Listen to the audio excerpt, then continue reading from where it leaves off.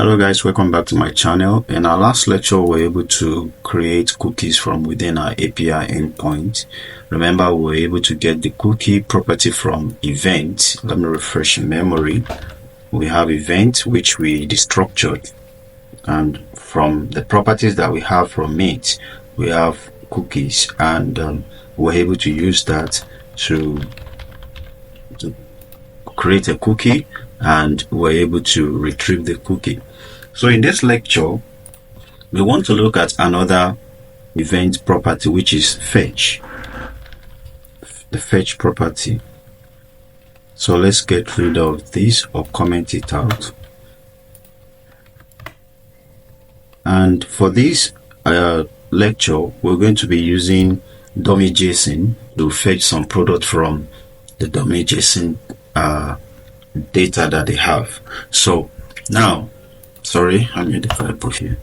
So now, because fetch will be returning a promise, so this our function needs to be sync so that we can await the response that's coming from fetch. So the first thing we'll have to do is create a variable that we hold the fetch data, and let's call it products, which is going to await fetch. And let's copy this URL and paste here. So because we don't want to get all the list of all the products, so dummy JSON gives us the opportunity to specify the number of products. And so for now, let's just wait for, let's select, let's limit it to, let's say 5, right? And the response that is coming from this fetch, we have to await it again so that we can get our final data. So let's product this time equals await, then products dot JSON, right? So for us to get rid of this error that is showing here, so let's return JSON, then our product. Pretty simple, right? So here, if we refresh our API endpoint here, you see we are able to retrieve the data from the dummy JSON API. So this data we can use in our own application. So how do we use this in our own application? So the first thing we want to do to be able to use this data is to go back to our application. So go back into our application plus page.server.ts. The first thing that we want to do is to create a load function. The load function will receive the data coming from our API, and from there we can pass it to our page.svelte. So how do we do that? I'm going to use kit load. So it's a snippet, and you can, so this time we are not doing page load, this time we are doing page server load, and we're going to import that, import page server load from the type generated for us, the generated type. And here now, just like in the server.ts, we have access to events too in here. So we have to destructure it, and remember, if we destructure it, we have access to fetch here as well. Okay, so what we have to do first is to create another variable. Let products again equals await, because it's going to return a promise, await fetch. If I can type.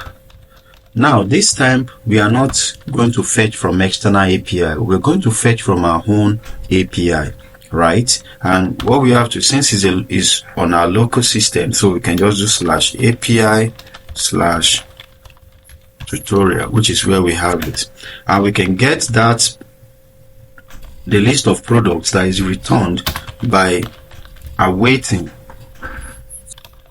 You have to wait, then products.json again.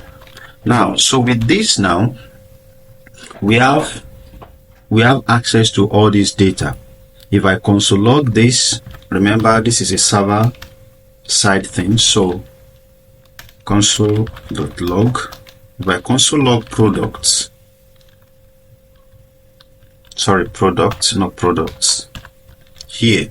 Now let's look at my terminal when I refresh this our page here. You see, immediately I refresh, we are getting the list of data from the API, which is the same data we are actually seeing here, so which is a good news. So what we can do to make these products available to our front end here is we have to return that product. So we return an object, and let's store it in products equals product. Remember, in our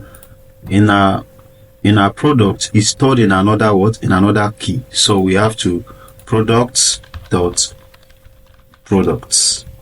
Now with this will make the list of products that we receive available to our page.svelte.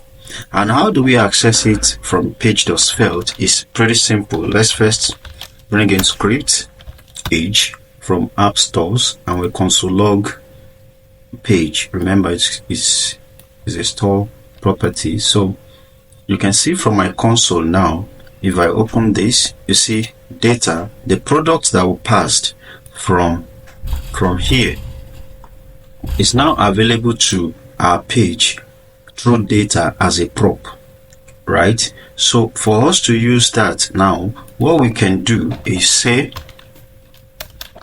let products equals page.data.products. So with this now, if I console log products, right? Now let me clean up this and save. You see, so now we have access to all the 5, which means if we increase this from 5 to 10, our application will reload and we'll be able to get 10 products from here. You see, so we're going to get 10. Now, how do we display this to our front end for the users? We can just easily do UL, then we can look through the data. Each product as product,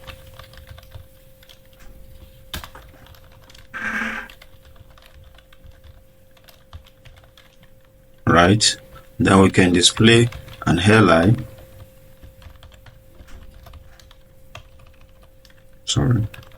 Then we can have products dot title. You can see we have access to title, we have access to description here. As you can see, so from here we already have access to the list of products. So if we change this value to let's say 50, we're going, and our front end now will be having access to 50 products from dummy.json. So we can as well retrieve any of those every of those properties that we have in the products, like the title, the description, and all that. So that will be all for now. We see in the next lecture. Thank you.